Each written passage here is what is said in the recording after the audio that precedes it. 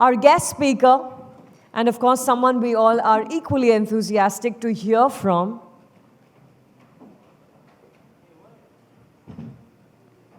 because very, very recently, and she'll agree with me, she has been able to achieve a very, very important milestone and a landmark of her life.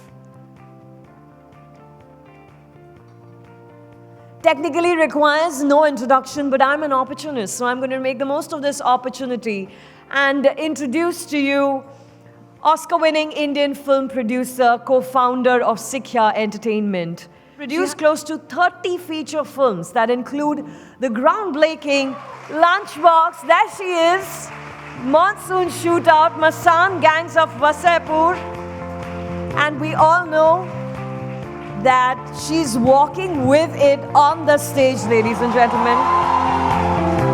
Producer of The Elephant Whisperers, which made history to be the first ever Indian film by an Indian production to win Oscar at the Best Documentary Short Film category. Welcome, Guneet. We are so excited to have you here. And I'd like to invite CCO Hotstuff Medialabs, Terence Dsouza, on stage for this conversation.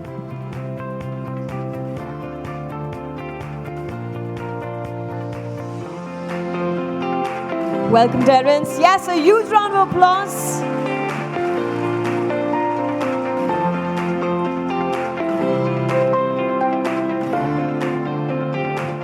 Over to you, Terence. Thank you. Okay, so we have a Oscar winner here on stage with us and a woman who's holding it. So we're not going to have a Thanda welcome like you guys just did, okay? So I'm going to say it again. And when I say her name, I want you guys to get off your seats. If she doesn't deserve a standing ovation, I don't know who does. So, ladies and gentlemen, please welcome Guneet Monga. Make some noise, come on. Thank you so much. Thank you.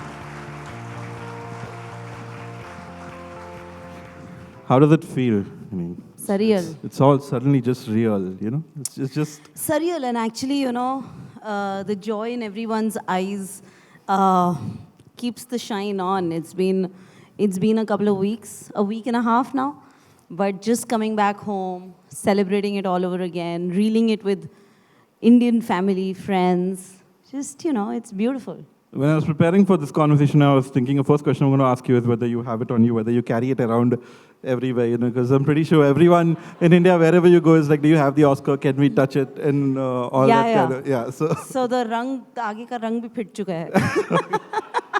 Because everyone has touched it and held it and said their speeches. And yeah, I'm going to just touch it at the end of the conversation, just a little. I'll make sure no rung comes off. But you know, I'm pretty happy the Academy gave you the award, but I am also very pissed at them. I've been watching the Oscar since I'm like 15, I guess, and I'm pretty pissed at them for them turning the volume off. So, which is why I'm going to shut up for the next 2 minutes and please complete your Oscar speech. You know, we all want to hear all the people you want to thank. I'm going to go back on that stage and get another Oscar and say my speech. Let's do that. That's the spirit. Cool. Coming to our conversation, you know, there's a quote which is out there also on the standees, and I read about it. The future is audacious, the future is here, the future is us. You know, amazing words that you said. So in the context of women, what exactly did you mean by this? It's everything you see. It was 2 women on stage picking up India's first Oscar for an Indian production. There have been masterpieces the country has made. It's a huge, huge honor for us to be there in 2023. It's the start. And also, my director, Kartiki Gonzalez, this is her first film. And she did not wait anybody's permission. She went on to shoot, took a camera, started her shoot, made a pitch trailer, which is still out there on YouTube, reached out to Netflix and asked through that trailer, and we were like, yes, we are doing it. You know, so she doesn't come, she's not assisted anybody, she doesn't come from filmmaking background at all. And we were just having lunch, and she left to take a flight back, and we were having separation anxiety because we've been together doing this campaign, and it's you know, I feel like It is what you see, it's two of us standing. I'm a producer, I don't come from money at all. I have produced more than 30 films, raised money each time. More than 80% of my films have been first-time directors. So I stand here as testimony of time that, if I can do it, Kartiki can do it, anybody can do it.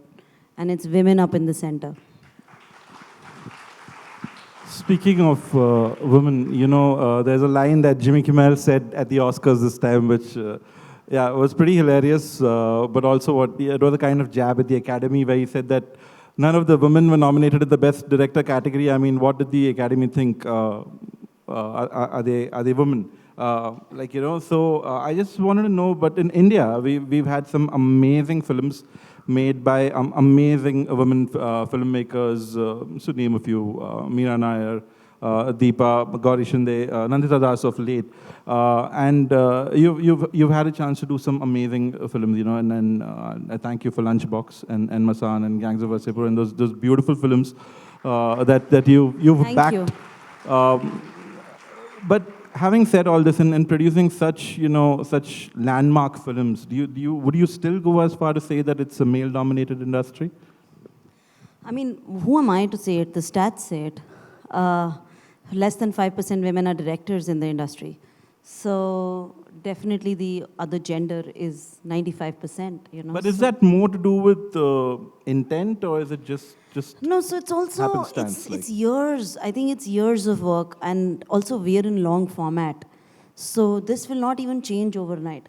There's definitely a shift that has happened, I think, post the Me Too movement, where I feel like a lot of women are, of course, part of the industry, are more comfortable, have a camaraderie, believe in each other, have faith. I started in the industry 15, 16 years ago. From then and now, definitely there is change. But specifically for women directors, where a lot of money is going behind women in advertising or in series or in, or in films, at least films I can talk about, we're long format. Anything that we start now, the results of it come in 3 years. So the impact of changing that will happen in a decade. But there is a lot of work that is happening. But feminism is not something we're born with. I think patriarchy is definitely something we're born with. So to learn feminism every day, it's a new language. It's like, oh, is it okay for me to say that? Oh, I am allowed, So because patriarchy is so inbuilt, you're almost like, yeah, this is how it is, I'm not supposed to be here, or maybe my first film, I am supposed to, I won't get funding, or, you're just always, or you're always in a place where the jobs are either or. If she has it, then I can't. I can only have her job. So there are these conversations that have been very long drawn out. You dress a certain way, you please a certain way, you talk a certain way. So that's all inbuilt patriarchy. We're not, and feminism is like, I can do what I want. I don't need anybody's permission. I don't need, somebody to give me a seat on the table. So that learning is also new. That learning comes with camaraderie. That learning comes with conversation of women believing in each other and doubling down on each other. And that is an inherent fabric that will evolve and change over the next decades. So inclusivity, conversation, peer group, tribe, there's enough and more space for each one of us. We are not each other's competition, we are each other's companion. The more we celebrate each other, the more rooms open for us, It's not like we have to go in the room and bitch one out to keep our position, So that's yesteryears, not anymore. Doesn't it irritate you? I mean, feminism more or less, at least in most of the films we get to see mainstream cinema, is quite misconstrued. And y'all have done an effort to kind of shed light on certain topics, but then it's not really portrayed the way you would feel. Again, I cannot speak for Bollywood at large or Hindi film industry at large, but everything that I do, I can talk about my production company, Sikhaya Entertainment, and the work that I do, be it Paglet, my recent film, or Kathal that is coming up. Or a Tamil film like Surarari Potru, where it is a male-centric film, but the female character was very well etched out. So how we are projecting women on screen, behind screen, is all very important. It's all part of the narrative, is all part of the story. And I hope that Kartiki and me being on that stage is inspiring for many other women to get out there and do it. Men, women, first-time directors, just the possibility. Do you have a favorite film? Some film you really love? You know, that's every 6-month film that you watch. It's like a ritual for me to watch LOTR and Jerry Maguire like every year. I've been doing it for like 15 years now, I guess. Do you have any such film? Dil Wale Dulhaniya Le Jayenge. You once said that it is our voice that makes us what we are, and there are a lot of women across India who need to have their stories told. Do you think, now there are the people over here from media, the people over here from the business world itself, is there a lot of onus on them to try to promote and bring these stories? You know, there is a huge power in asking.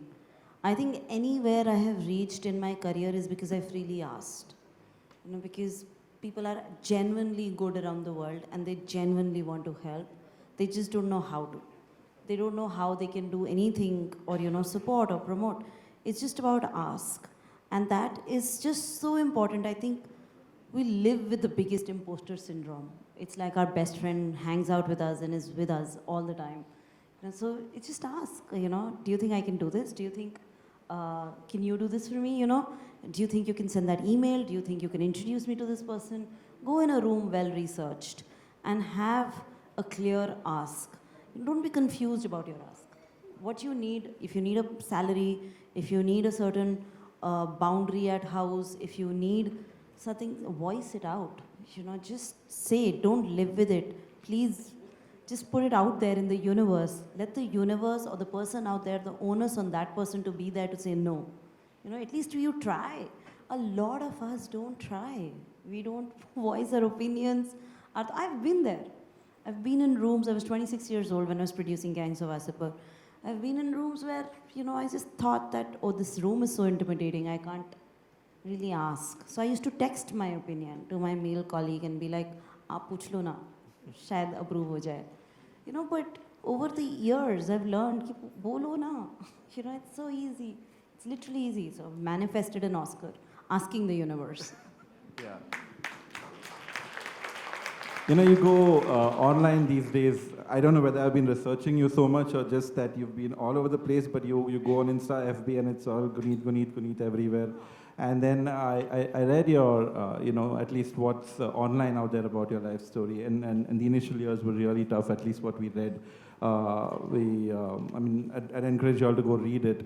Right from selling paneer, what was it? I don't know how the paneer story went. It was actually cheese. Okay, so selling cheese. I don't know, it became street, paneer maybe with Hindi journalism. Yeah, but, maybe like in cheese is too mainstream. Paneer likte thoda niche lage or something.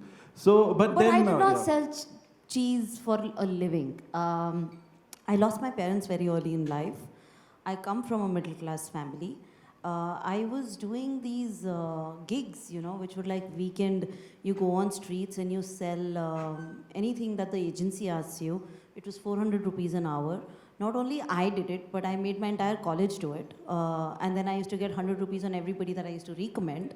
So full entrepreneuring out of selling laughing cow cheese. So that's what I used to sell. I used to carry the canopy in my car and put tents up at road, whichever place that the Kirani ki dukaan had tie up with the laughing cow cheese. And I used to be there in Alexandra market, GK market, any market across India, across Delhi, and be selling cheese. Yeah, cheese. Sorry, I only got confused. So yeah, cheese, laughing cheese. cow cheese. Yeah. On record, it's cheese now. So, but you know, obviously, with this question leads. So when is the book coming out?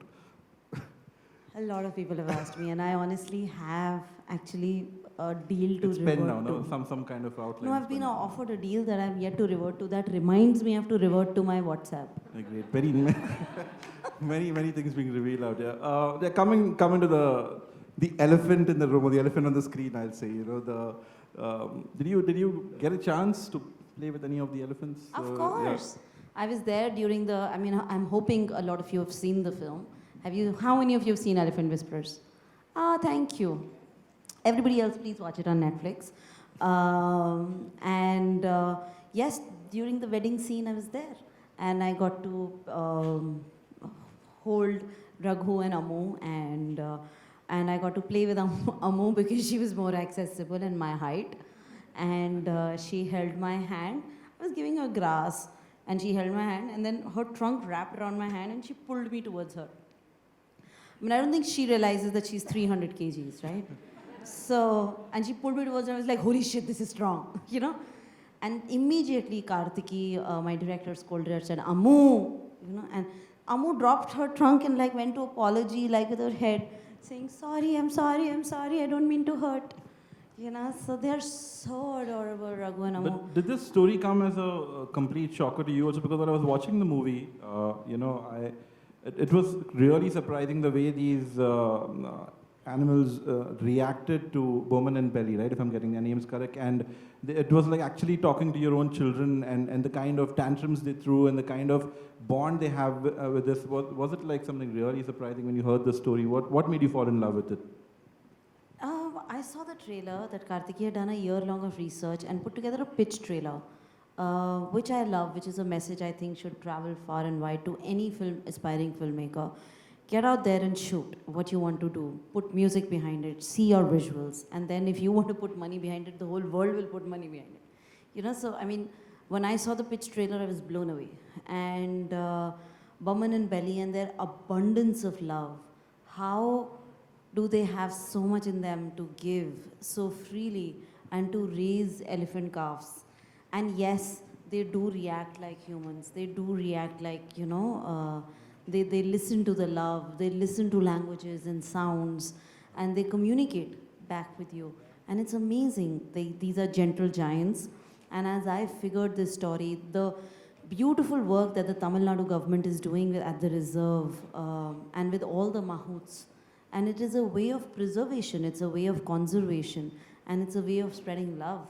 So, you know, they really try to reunite the calves to the herd, and when that does not happen, they try this scenario of human interaction, of saving them, of giving them life, and it's actually working. What I loved even more is, while the movie was beautiful, it was shot beautifully, the entire story, the emotions. But, this another point I really want to thank you and your team is, which we rarely get to see, is Indigenous representation done right on screen. And I think it was just beautiful to touch upon that without bias, without bringing any political jingoism into it, just done beautifully. Yeah, and in fact, I want to add to that there was a lot of conversation of having a voiceover. You know, and during the making of the film, we were, you know, being told that you should get a celebrity voiceover that will expand the marketing of the film and, you know, will outreach. And there are so many people who are animal lovers, celebrities, nationally, internationally, people who are animal lovers, elephant lovers, conservation lovers, the biggest names. You got a call from Morgan Freeman? I didn't get a call, but we were told by a lot of people to reach out, and you know, a lot of people were just like, it's the best marketing thing you can do, and it'll expand the footprint of the film. And it was a very conscious effort to let Bowman and Belly have their own voice, their own narrative, their own voice. You know, not somebody else saying she lost her husband, but saying I lost my husband. You know. And that's Belly talking in her own language and her own words. And it took us 6 months to even find a translator because there are only 1,700 Katnayakan people alive and who speak that language. So it took us imagine shooting a film and waiting for 6 months to translate to begin an edit. So it took like 5 years, right, to capture this entire story. Now, there's been India, we have an entire treasure chest, I think, of stories over here. But not a lot of them reach the world stage. Yeah, in film festivals, we see them here and there. And what exactly would you say we need to work on? Is it our content game, or is it the marketing game, or the lobbying? What exactly needs to be nudged a little more? So? I mean, it's a very vast question.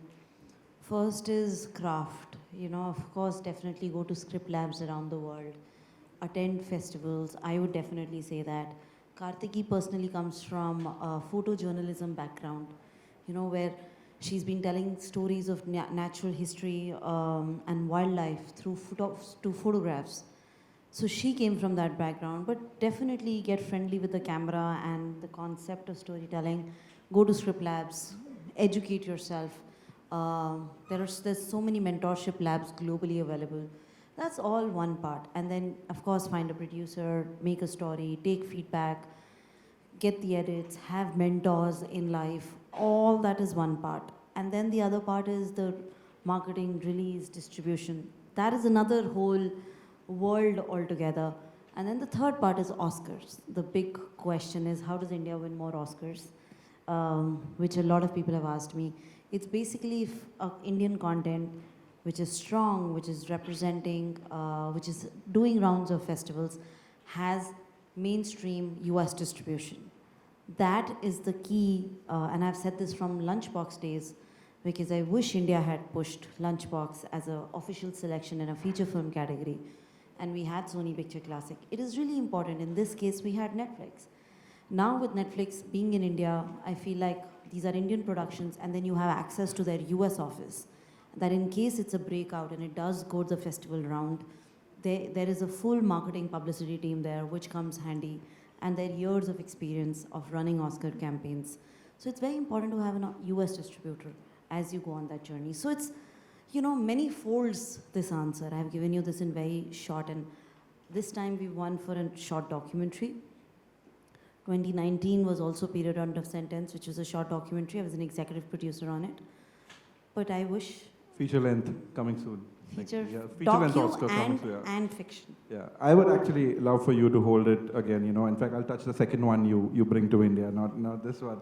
Well, there's so much more I have to ask you, Guneet, but, just to round up the talk, I'd like to just say, yesterday I happened to see this video by Brute, where you took the Oscar to the Golden Temple. And there was the entire coverage over there of you praying and, offering it as a tribute. And I would just say with this entire platform over here for women where we're celebrating stories, and across India there are women who want to have their stories being said. And I'm pretty sure there's going to be some amazing girl out there writing a story right now waiting to come to you with that script. And just seeing that picture of yours standing at the side of the screen, holding the Golden Oscar and the Golden Temple behind it, I think it's one of the most beautiful things I've seen this year, and I really want to thank you for it. So, yeah. And, thank you. I just want to say, मेहनत हम सब करते हैं, but जब रहमत होती है तो मेहनत पे 4 चांद लग जाते हैं. So, it is रहमत. There is my parents and Guru up there who, have chosen to give a blessing. Yes, we all work very hard. We've worked very, very hard for this. But you cannot ignore the grace. For sure. Thank you so much, Guneet, for being here with us. Thank you.